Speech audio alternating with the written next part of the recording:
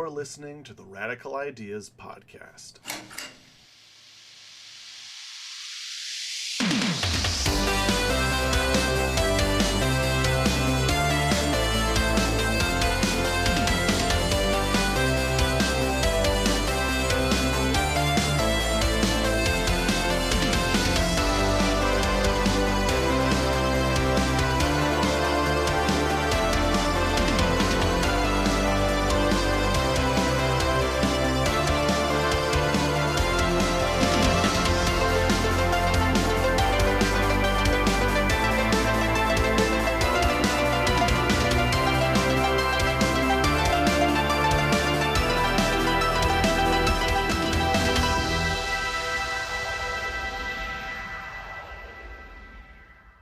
Welcome to episode 3.5, the commentary for my Flash movie. I'm Mr. Radtastic, and let's just jump into it. If you listened to the Flash video, I think I did an okay job with this one. I'm gonna toot my own horn here. I like this movie quite a bit. This one has gone through the least amount of changes, I think, from conceptualization to me actually recording essentially the final version of the product. And I think that's just because Barry's story it's rock solid. You know, it's gone through, I think, the least amount of changes of any hero's main story. So it's a pretty straightforward telling. I mean, I did change the coma time. I just didn't feel the need to portray a coma.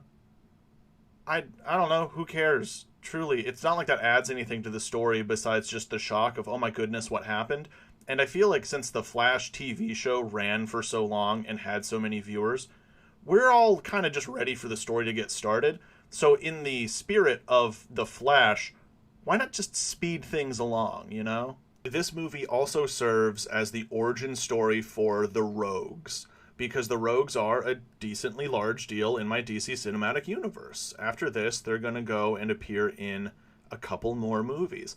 And I wanted their backstories fleshed out enough for this. You know, some of the other stuff, the specifics about Digger's backstory and Mark's backstory and Mick's backstory will come out in the future movies that they're a part of. But I wanted to show off Lisa and Leonard and the stuff they've been through.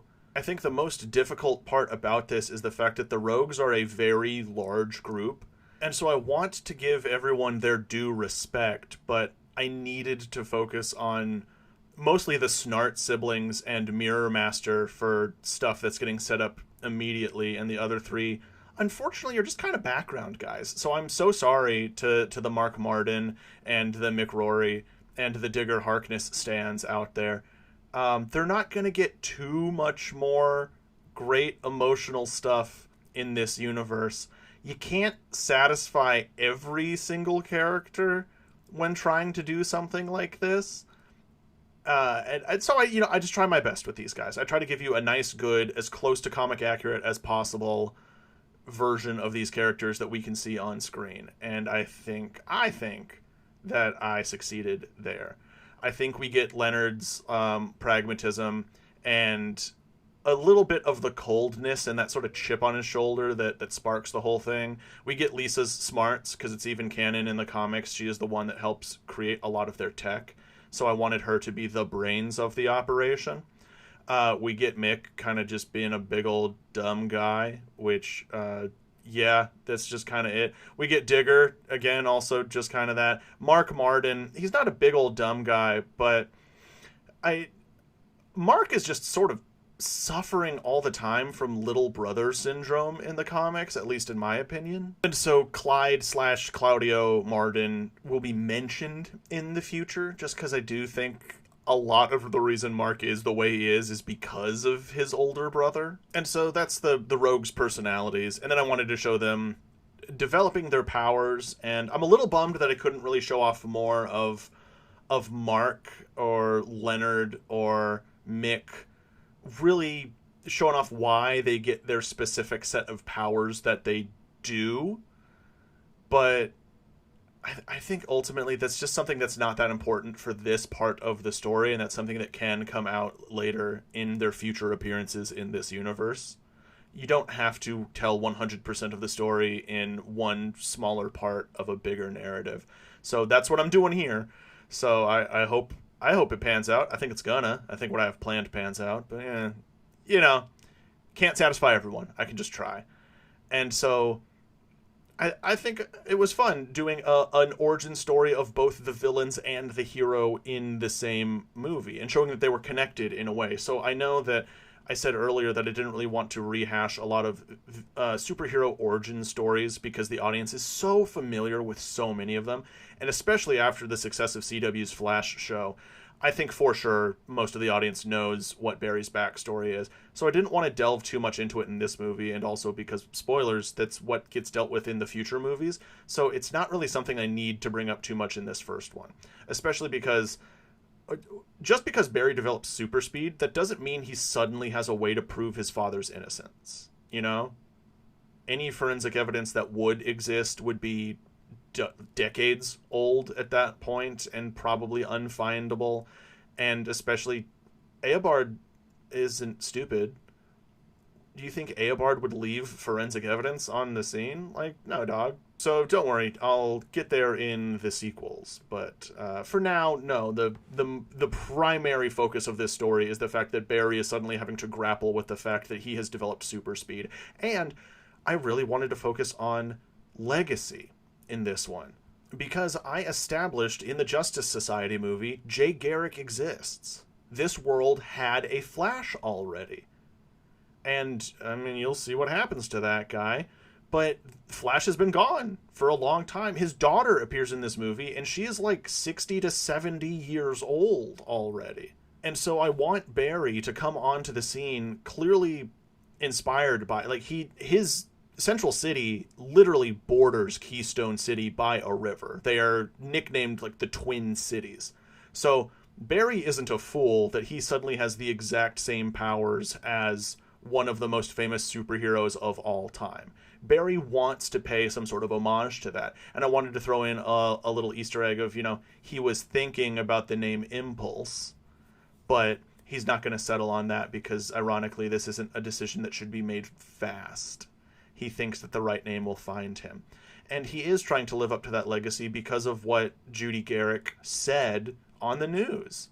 And of course, I'm going to throw in that bit of fate moment of his first save is the daughter of Jay Garrick. Originally, I wanted it to be Jay's wife, but, Jay was in his 20s, in the 40s, so I don't think Jay's wife would be around right now. So I was like, yeah, daughter. We can just throw Judy into this.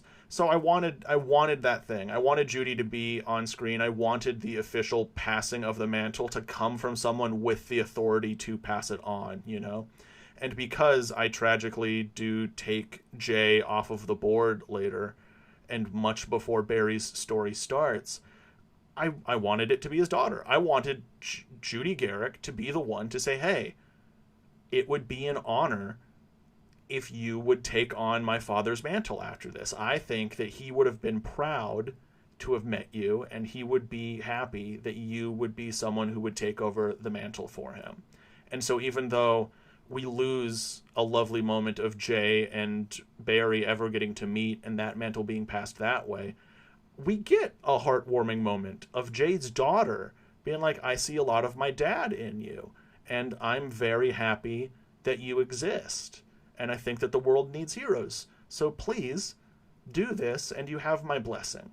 This movie also focuses a decent amount, at least through the couple mentions, of metahumans being a commonly known thing.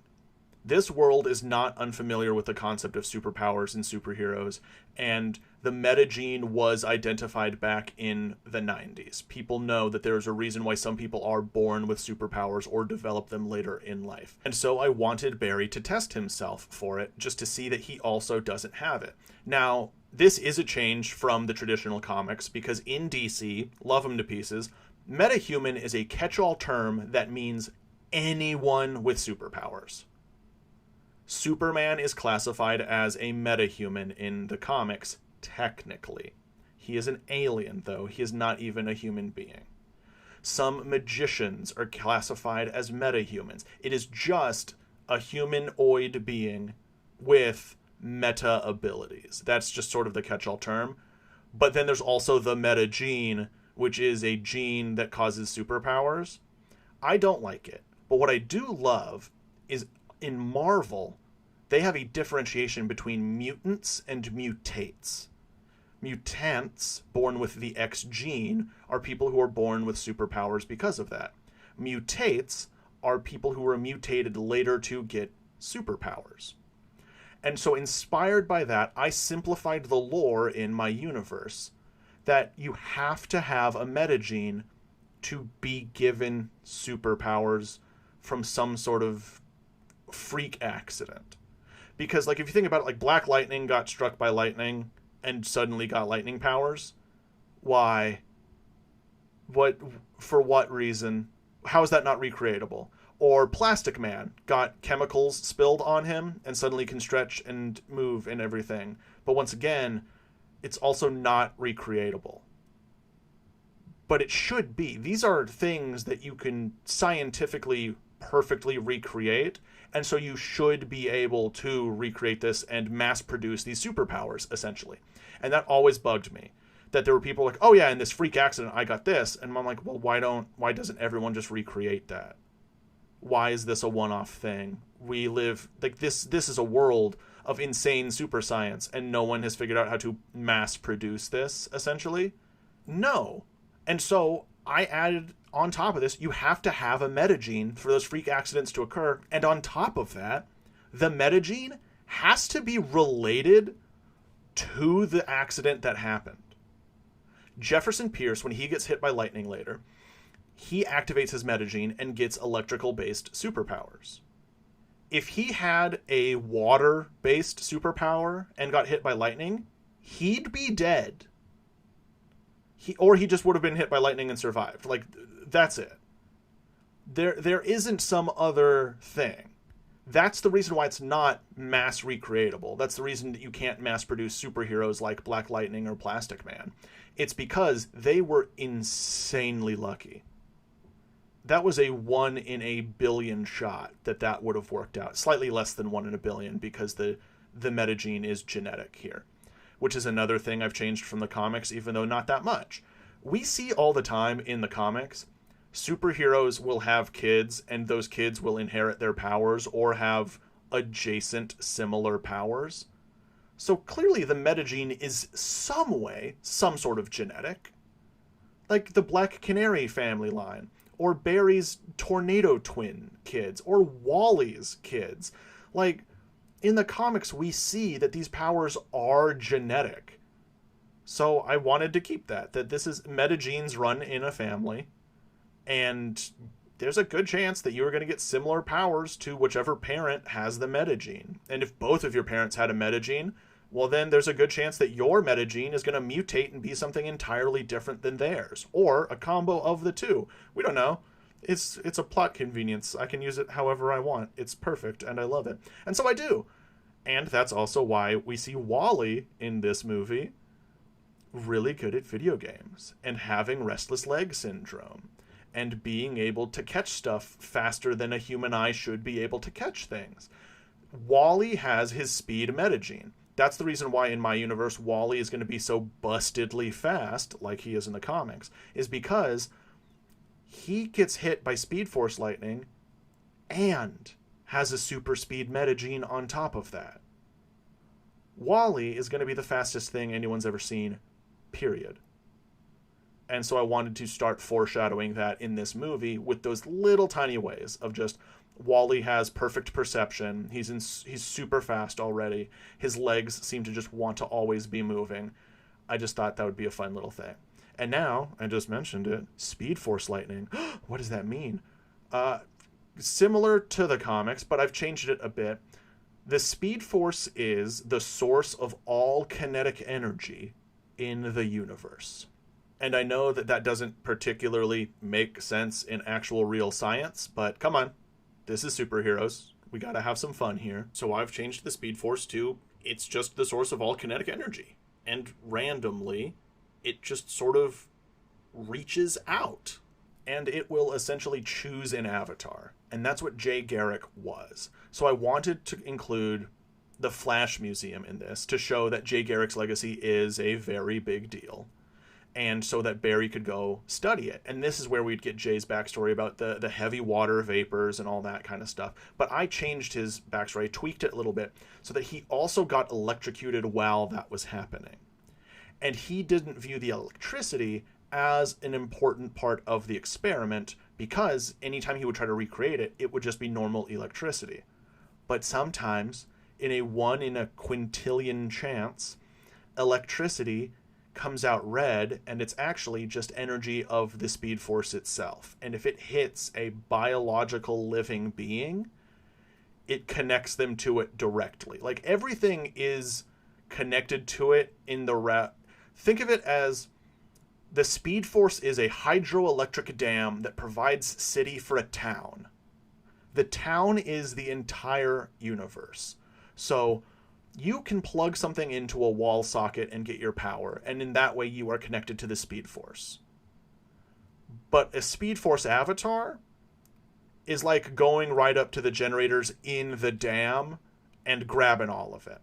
So I imagine it that the Speedforce works in a way that it's not necessarily that Wally and Barry and everyone and Jay are using it to speed up, but it's more so that while they're using it, everything else slows down around them.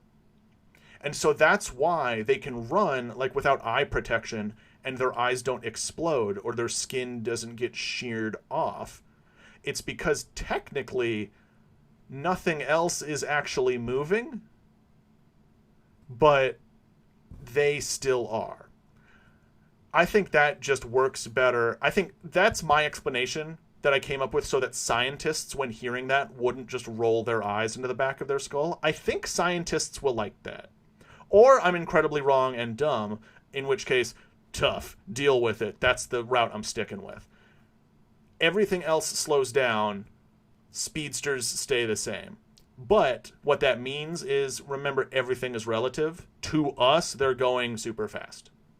So Wally and Barry in this movie is running like millions of miles per hour in relativity. Maybe not in actuality. But at the same time, Barry has the option to speed up his perception of time or slow it down. How do you do it?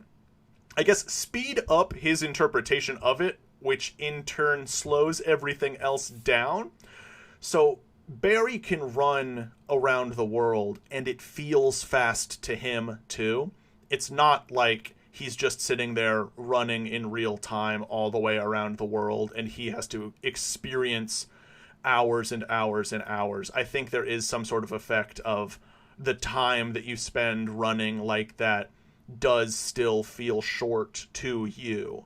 It's like you can choose how fast to perceive it.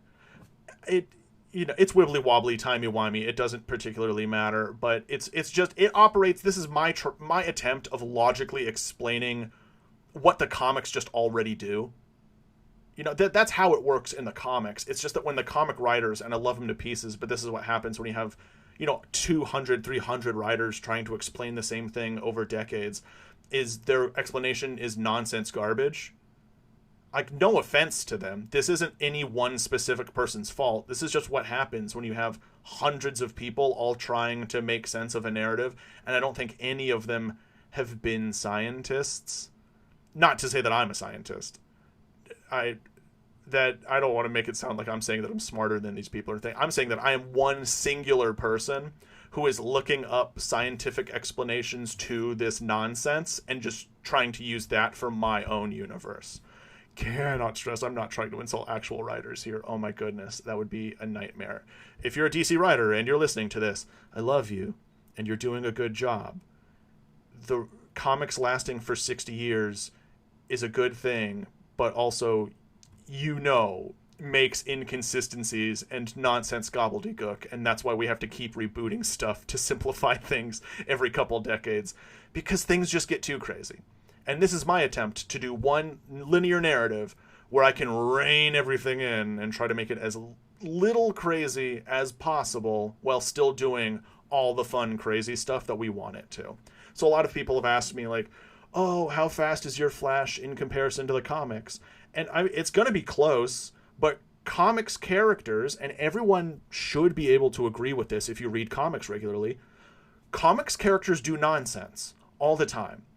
The Flash has canonically run at the speed of numbers don't matter anymore. Literally, like, they outran the speed of reality, but still ran. So it's nonsense. It's all just nonsense, and most comic writers just want to throw more zeros onto people's feats than the last writer did, because it's sort of always a game of, like, upping the scale of threat in comics. So, especially with a speedster-based hero, what are they going to do to overcome this thing? Well, since their whole thing is speed, the answer is run faster. So that's something I also tried to avoid in this movie, of while speed is the thing, it wasn't necessarily that Barry had to run faster in this movie to save the day. Barry had to think better on ways to use his powers, because I wanted to show off that the rogues are a threat to someone with super speed. What's a guy with super speed supposed to do against someone who can fly? What's a guy with super speed supposed to do against someone who can turn invisible? Like, nothing. You can't do anything about that. Fast isn't going to save the day here. It does technically, but because he had to get smart with it. Barry had to realize he had to use more powers and think about this smarter and utilize his speed, because he has the raw speed numbers, sure. But what he needs is the experience of this. And so he looks to Jay. I set this fight in the museum for a reason. The rogues are just trying to prove that they're great. They have chips on their shoulders, and this is irking them. So they wanted to set this final fight in the Flash Museum. And two, like, Barry needs to look to the legacy of someone who's done this in the past and be inspired by that. Of, like, he's standing atop the shoulders of giants right now, and Barry wants to pay homage to that. He wants to pay his respects to those that have come before him. And so he does. He looks at the museum exhibits. He studies Jay Garrick. He looks into what this means. He looks into what that guy was, and he tries to do better. And that's the point of this story. Because sure, I could have made the whole movie just a montage of Barry getting faster, but come on, I wanted to at least show why Barry had to get better with his powers on top of everything, because he's already like a genius CSI guy, and now we're giving him super speed. Realistically, that's like 90% of your problems are going to be solved right there. But so I wanted to confront him with stuff of like, hey, now you have to deal with a whole bunch of different people at the same time. And they all have different powers that can kind of mess with your stuff. So how are you going to get out of this one, Barry? And so he has to use his brain. He has to think his way out of stuff. And that's what I was trying to showcase here. And there's a reason why the rogues are using kryptonite-powered stuff. This is the beginning. I wanted to show off the kryptonite's a great power source. Brainiac harvested all that stuff for a reason. It's a good power source. And this is a way of me showing that it is spreading around the world. It's the beginning of kryptonite being a problem. So the rogues get it. And now, not necessarily that means that they can hurt Superman, even though they believed that they could in the story. But yeah, I want that possibility out there. They share a universe. I wanted to throw this out there. I wanted them to get a little cocky with it. And I wanted to show that, yeah, they're using stuff that's powered by kryptonite. This has the potential to hurt Superman. So there's a reason why Barry alone has to be the one to take these guys out. I also wanted this movie to, again, I'm introducing Iris West here, already married to Barry. Because I think very similar to my reasoning for Superman and Lois in my Superman movie, is we've seen that relationship blossom and form so many times. That's another one of those things of like, I'm not sure if we need to rehash this for modern audiences. So instead, I would like to show a very healthy, supportive marriage already in progress. This is a couple who have been dating since they were teenagers, who are married and in their 30s now, and actually love each other and support each other and love being together. I tried to make Iris the voice of reason at times, to give her some good agency in the story and to not just be there to just be a background character. I wanted Iris to feel like she had weight and importance in the narrative. And hopefully I succeeded on that and made her feel like a three-dimensional character with her own wants and needs, who was just being supportive to the main protagonist for the film. And if I didn't, let me know. I want to improve. Give me good feedback. And now we're going to move on to the Discord Q&A section, because a lot of stuff that I was going to talk about in this episode, people have asked about already, so I'd like to just answer their questions. So we're going to start off. King from the Discord asks, how fast are all the fast guys? Not just speedsters, but Kryptonians and Shazam and Diana too, compared to things. Very. I have Barry run millions of miles per hour in this, but I established that he needs time to build up to that speed, and it's not just something he can do impulsively. And that is my attempt to eliminate the plot holes that can be caused by the fact that someone could just immediately run essentially a tenth of the speed of light. We can't allow for that, otherwise problems shouldn't happen. Straight up, if you just allow the Flash to be as fast as he is in the comics, there shouldn't ever be crime in general. Because he's so fast, he could run around the entire world, stopping all crime within 1 minute, and he could do that every hour, on the hour, every day, for like a year. And people would just kind of stop committing crime. But that's not what's happening. Right? That's not what's happening. That's not what should happen. That would eliminate the need for story. So Barry is as fast as he needs to be. And so is everyone else. And then I think a fun rule for stuff is, just imagine, the Flash is 10 times faster than any other speedster. Just rock it with that, you know? Like, how fast is he compared to Superman? He's 10 times faster than Superman. So Barry was running however millions of miles per hour in this movie. So 1/10 of that would be Superman's top speed. And even then, that's only because Superman is limiting himself. We'll get there later. But everyone's incredibly fast. They will appear as fast as they always do in the comics, but I'm just not going to say the big dumb numbers that the comics do, because I'm not trying to introduce plot holes like that, my man. They can go super fast. They can fly around the world in less than a minute. That is insanely fast. That's as fast as they need to be. Weiss Belladonna pops in with a bunch of incredibly good questions, so we're going to get into this so far. So, the first question is, for him being such a late addition, was it hard figuring out how to include Captain Boomerang with this cast of villains? So for those that don't know, originally, in my first draft of this, I didn't include Captain Boomerang.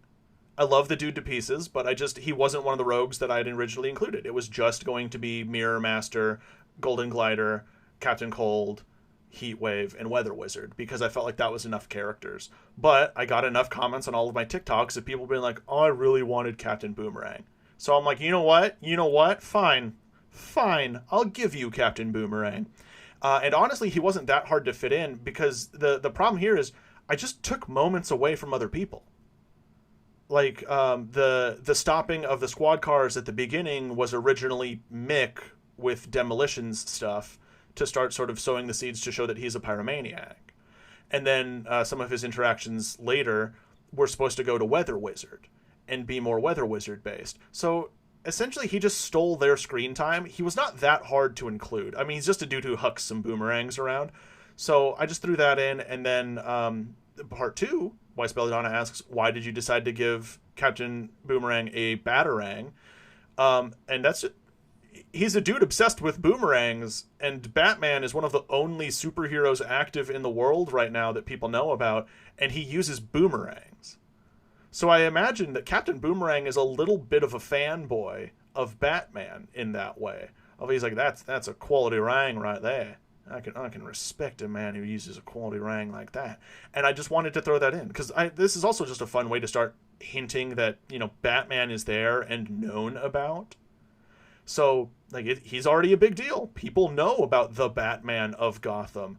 And I wanted the dude obsessed with boomerangs to be like, yeah, look at what I bought on eBay. It's legit. I love it. This is a good boomerang.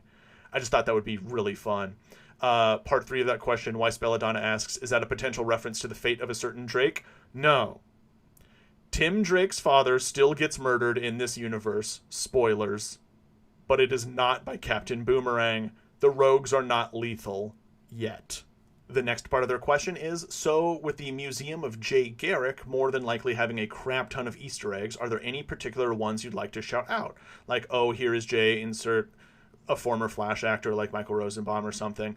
Do you have anything planned like that? Not particularly. I think I just wanted it mostly to be dioramas and stuff of like famous Jay Garrick Flash covers of things. And like, I want to start throwing in gorillas. I want at least one stuffed gorilla in that exhibit because that's going to become a bit of a running gag. For those that don't know, there was a period in, I believe, the 60s where DC Comics saw a strange trend that any comic they released with a gorilla on the cover sold better than anything else. So it became an order from on high that writers needed to start doing more gorilla characters, and that's why DC Comics has so many gorilla or ape characters. And I wanted to start referencing that. Like, there's gonna be a joke in a future Justice Society movie about that weird time where they had to fight a bunch of gorillas for a few years. And so like that's gonna be in the background. And then truly I would just kind of put it up to the props department of like, just do whatever you like, just do any villain, like probably the Trickster or the Top. Like the more goofy villains that I just don't really have plans for at all in this universe, let's just throw them into the Jay Garrick Flash Museum as rogues that Jay Garrick fought back in the day. Why not? I think that sounds really fun. And that's the whole purpose of it. It's just a little fun Easter egg building for people, but one that Barry will get genuine inspiration from. And finally, Weiss asks, just for a world-building question here, even if it's not shown in a future Flash movie, does Barry keep in contact with Judy Garrick or ever reveal his identity to her? And I think, yeah.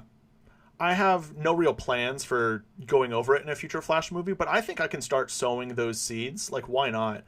Yeah, Barry does. That adorable sort of father-son, grandfather-grandson relationship that Barry has with Jay and certain stuff, I think I just want to give that to Judy. Because Barry doesn't really have parental figures as much with his dad in jail and his mom super ultra mega dead. So I think that Judy becoming the sort of Flash grandma could be really cute and adorable. And so I think I will. I think she might come back in the future. We might even get to meet her family, and I might do something there. I don't know. Like maybe one of the future Flash characters in a future movie could be Judy's kid or grandkid. That could be really fun. I don't know. I'll see when I get there. King comes back with another question asking, do Diana and Barry ever talk about Jay Garrick?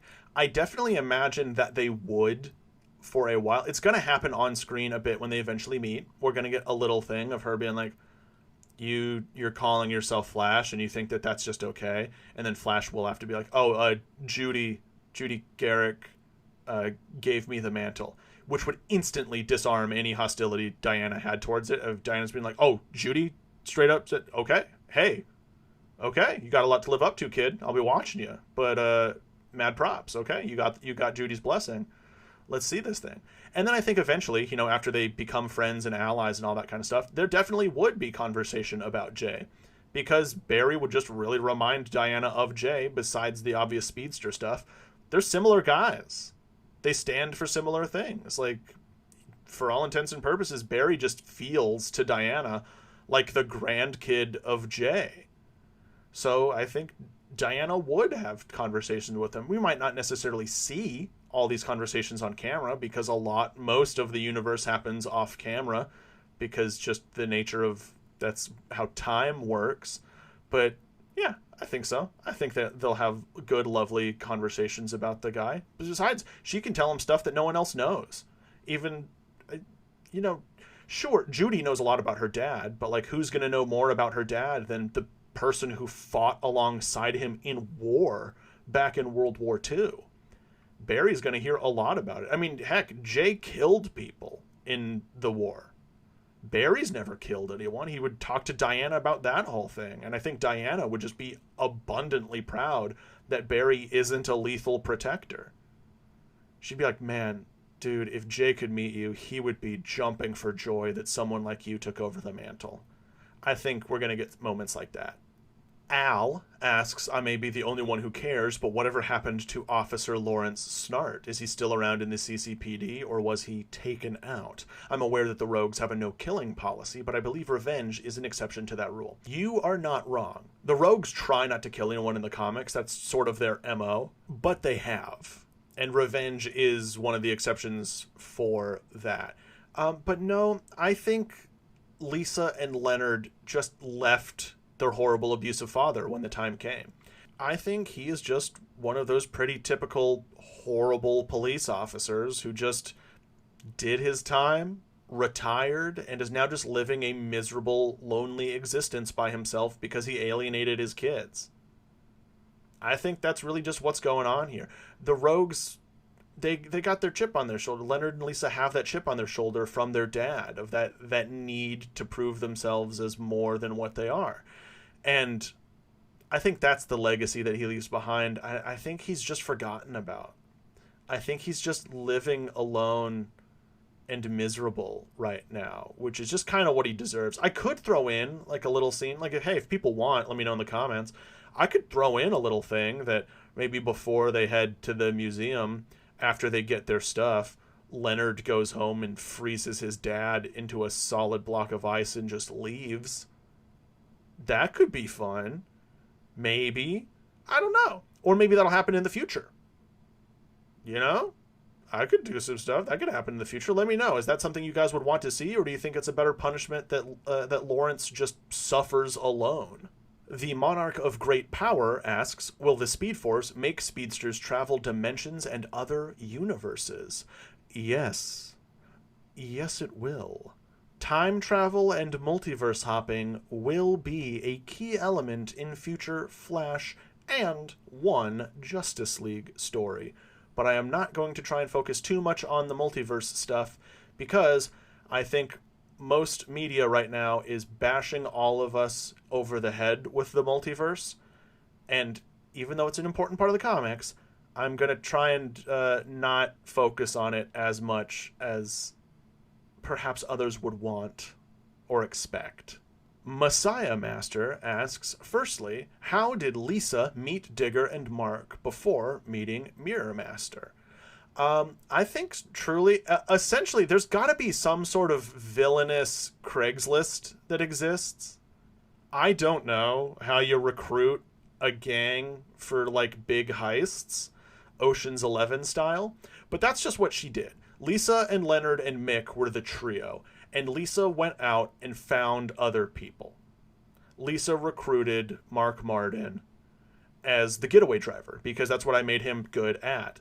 And they recruited Digger as, I guess, the wild card. You don't really need a guy who does boomerangs, but why not? And Mick is a demolitions expert. So, some villain Craigslist, essentially. He then asks, secondly, outside of Wally playing it on the console, what type of video game would Wally be playing specifically?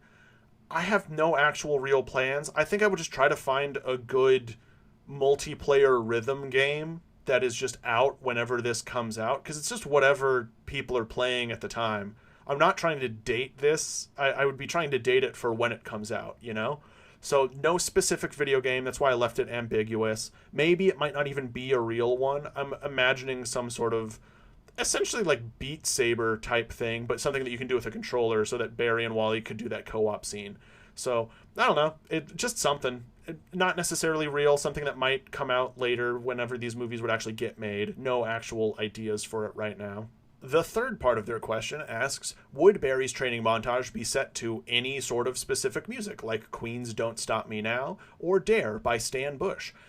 No plans for a specific song during that one. The montage I imagined a bit more dramatic, more so than like poppy.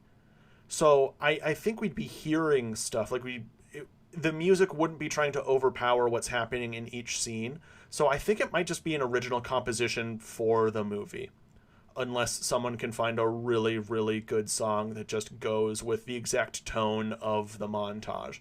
But it's supposed to be showing that Barry is growing and figuring stuff out and researching. So I think it would just be an original composition.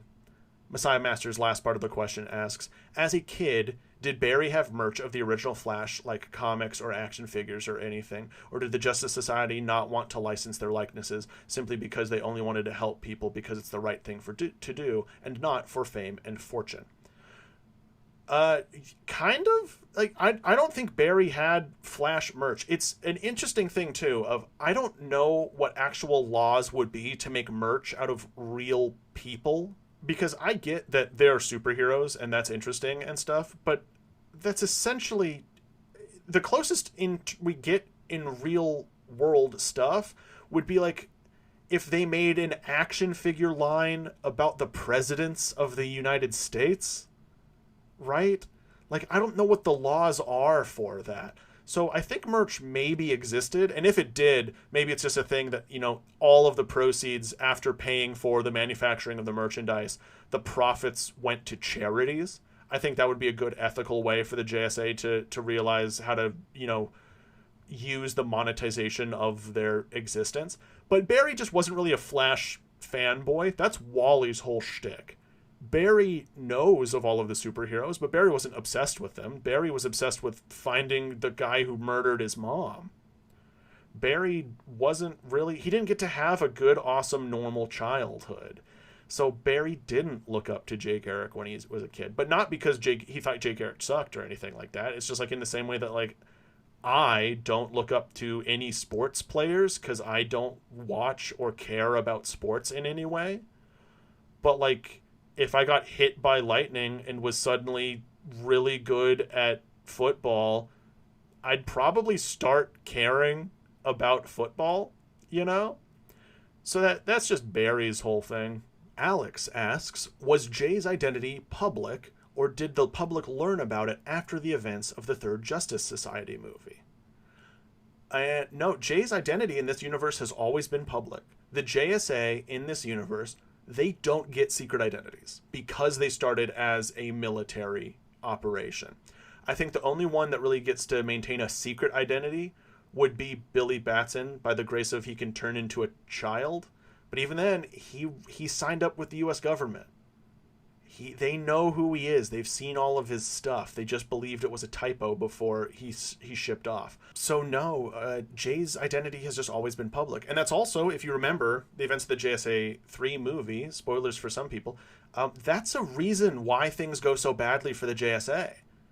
The reason why my modern day superheroes like Barry and Clark and Bruce have secret identities is because there was a very, very public, very famous example of why not having a secret identity can break insanely badly.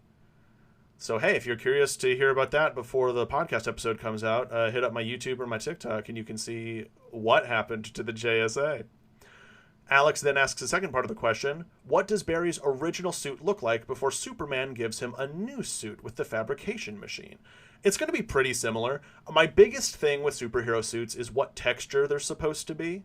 So I think Barry makes his original Flash suit out of, like, runner's spandex, It's homemade. It would look good. Like, I wouldn't have the costume designer make it look terrible or anything like that. It's going to look good. I just think when he gets his final suit from Clark, it's gonna look way better, It's just gonna be that little, ooh. I think Barry's first suit is gonna be like an 8 out of 10, and we'll all see it, and we'll all go, yeah, that's pretty good, okay. But then, when he gets essentially the same thing, I think it's gonna be a lot like Clark with his homemade suit from Ma Kent versus him getting the same suit remade, but out of invincible fabric. I think it's just going to be a lot like that, of Barry is going to hand Clark his designs and be like, this is what I want, and then Clark is just going to deliver. So also, spoilers for the future, when Clark meets the other superheroes, because Clark is a good, caring, awesome person, he makes everyone unbreakable superhero suits with his awesome fabrication machine, because Clark is great. So you're getting that. Clark is going to give everyone costumes. He's lovely. With the exception of Aquaman and Diana, because they have magic armor. They don't need a cool graphene suit. They have magic.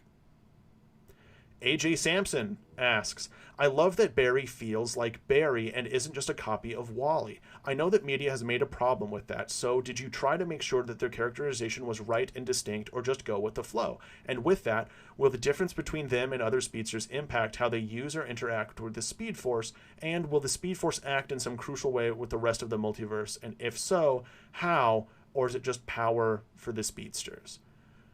Great question, by the way. Yes, I did specifically try to make Barry feel like Barry in this movie. I was so tempted to throw in some jokes and some goofs for Barry, but that's just not Barry. If you read the Flash comics, that's just not what Barry acts like. He's more serious. The perfect example of this is there's a Justice League comic where Batman is speaking about Barry Allen, and Batman says that Barry is who Bruce would like to be if he didn't have all of his trauma. Like, he believes that if his parents weren't murdered in front of him, like, if he was allowed to grow up normally and healthily, he would have liked to turn out like Barry. Barry Allen is who Bruce wants to be if Bruce could not be himself. So that's kind of how I wrote Barry, was like an ideal Bruce Wayne, a well-adjusted, good Bruce Wayne, which in a way is Barry's personality here is very much what Nightwing's personality is going to be in the future. That was my goal here. Barry approaches things scientifically and logically. He allows emotion to come in and influence things, but still approaches stuff with logic. He allows for humor and love and all of that type of stuff to exist. He doesn't let stuff weigh him down in that way, and he is a supportive person who just wants to help others. That is what I tried to write here. I wanted him to feel different than Superman, because I feel like Superman is like the embodiment of optimism and hope. And I wanted Barry to feel similar, because they're similar people, but not like a carbon copy of Clark. And I felt that that was actually kind of easy for this project because I have Wally in the movie. So it's a very easy way for me to make them feel distinct in that I can have them interact, and if they approach things differently, right there, that's all you really need to show that they're different people. And Wally, the rest of Wally's personality will develop into what we know Wally to be, but he's only like 13 or 14 or something in this movie. So he's not going to act exactly like how we expect him to. He's still just a kid. And on that topic, if people are wondering why is Wally staying with Barry and Iris, his parents aren't having a great time right now. They're going through a bit of a rough patch, and so they asked if the aunt and uncle could watch the kid for a while, and they love Wally, so that was an instant, very easy yes. So don't worry, that'll be mentioned more in the second movie, as Wally will still be staying with his aunt and uncle because his parents are just going through a very rough patch right now. And then when AJ asks about, will the Speedforce be used differently by different speedsters? Yes, I'm going to try and show that different speedsters approach things differently. But also, there's just sort of the downside of, it's not that there's not infinite ways to use super speed, but there is just kind of the one, it's just kind of be faster. So I think the real approach is just going to be which powers to give people, and truly just how do they personally decide to utilize all of this stuff. So it's just going to be like two different people playing the same video game, but they have totally different approaches to it. That's what I kind of want it to come across as. And we'll see. Wally is going to kick so much butt, and come on, that's where the sass comes in, man. The quips, oh, it's going to be good. That's where we get sassy Flash. And finally, with will the Speedforce act in a crucial way for the rest of the multiverse, or is it just power for the speedsters? It's mostly going to be power for the speedsters. Like, it's going to be important in the sense that it's what's going to be used for time travel and multiverse hopping eventually by some people. But I don't think there's ever going to be like a whole crux story multiversally impacting the Speedforce. I think it is mostly just going to be the power for the speedsters. But I haven't finished phases 5 or 6 yet. So I don't know. We could get the 1 minute war. Who knows? I could have some more fun with this. No plans on it right now, but anything's possible. We have a 2-part question from 2 different people here. The Crip Walker asks, how much time passed between the ending of the Superman movie and the start of The Flash? And that is kind of a two-part answer of, because there's that 10-year time skip at the end of the Superman movie. So from when Superman defeated Brainiac and got his new fancy suit, from that to The Flash is 10 years and some change. From the end, when Superman is stopping that armored car and greets that kid to Metropolis for the first time, that is whatever time between Superman the movie coming out and the Flash movie coming out. It's that amount of time between the beginnings of those movies. The second part is asked by Lard Skywalker, adding on to this how much time passes between Superman defeating Brainiac and the fight at the Jay Garrick Museum specifically. Specifically. I mean, it's going to be 10 years from Superman defeating Brainiac to the beginning of the Flash movie. Then, plus the amount of time in between the Superman movie and the Flash movie's release dates. So, call it 6 months or whatever. And then the fight at the Jay Garrick Museum is a couple months after Barry gets his powers, like maybe 1 or 2 months later. So let's call it a year? Question mark? Let's call it a year. Let's call it 1 year.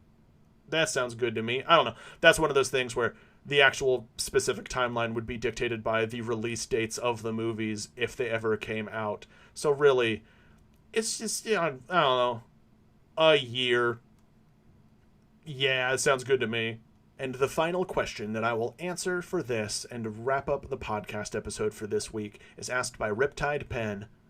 Would you want to cast a blonde actor as Barry? Barry is pretty notably blonde, but wasn't blonde in the CW show.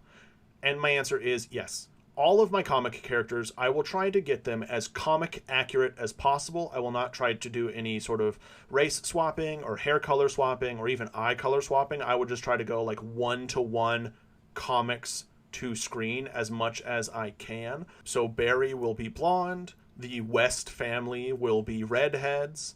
Ace West will be mixed. Avery Ho will be Chinese. Mina Dawan will be East Asian. And Linda Park will be Korean. I will be trying to get exactly accurate as they appear in the comics on screen. And I think that is where we are wrapping this episode for the week. Thank you all so much for listening, and tune in next week as I tell you all about the Green Lanterns in my DC Cinematic Universe. Thanks for listening.